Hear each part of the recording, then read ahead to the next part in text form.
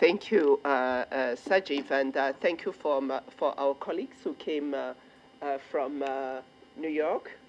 And I was not sure if it's only New York or whether there were other colleagues from other duty stations. So I guess they already told you welcome to Addis. Thank you. So these are not going to be opening remarks because you are really towards the end of your presentation.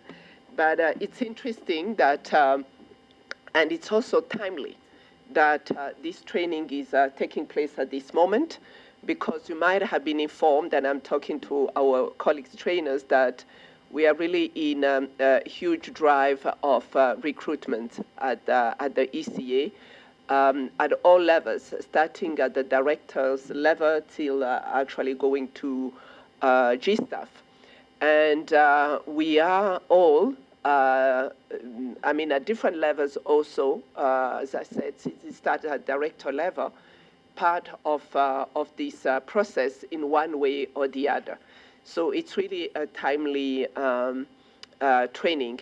Now, having said that, I guess that also, since I was not here at the opening, I think we all understand that this training is an integral part of talent management at the ECA. Because what we are looking at when we are recruiting is really to get the best talent that you have out there, but also inside ECA, but also inside the UN.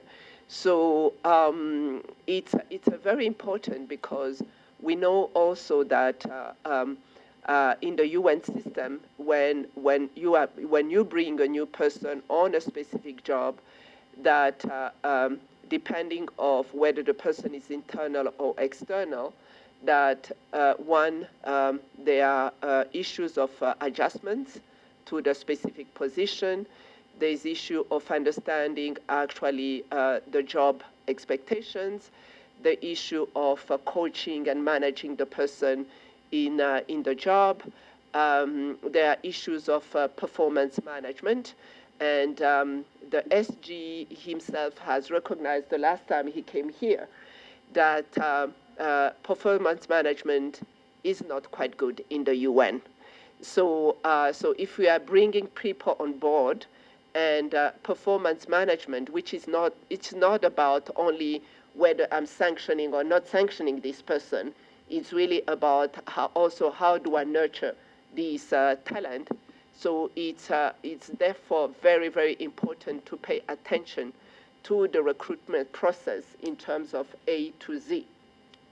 Because we have to also acknowledge that even in this process, there are a lot of frustrations on different actually parts, on the part of HR that sometimes understands very well what it entails to bring someone on board, starting by the advertisement, the drafting of the job description to the advertisement and having the person on board, to the hiring managers, to the top of the organization. We face a lot of frustrations and sometimes a lot of misunderstanding on what each step entails. So if us as hiring managers, we have a very clear understanding of what each step in the recruitment process entails, I think we have a better conversation when we are discussing about who we are recruiting, but most importantly, how we are going to recruit, because the whole process is about how we are going to recruit. So yes, I guess that some of you are already part of this recruitment drive, because I see those who are already exchanging around the different stages of recruitment. And in fact, I would say that the some of the exchanges that I'm seeing are not very smooth exchanges, I would say.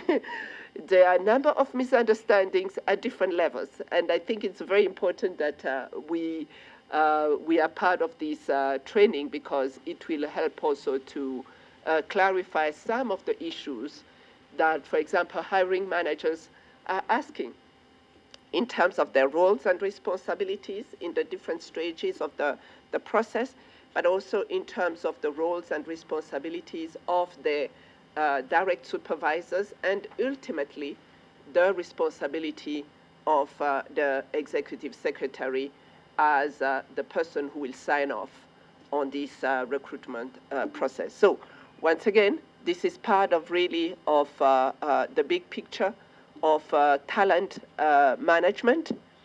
And we have to take it very seriously, because we know that once we bring a person on board in the UN, even when we find that person doesn't fit the profile, it's not easy to say to a person that you don't fit the profile, and that maybe your expertise and competencies would actually benefit other organizations, not necessarily the UN.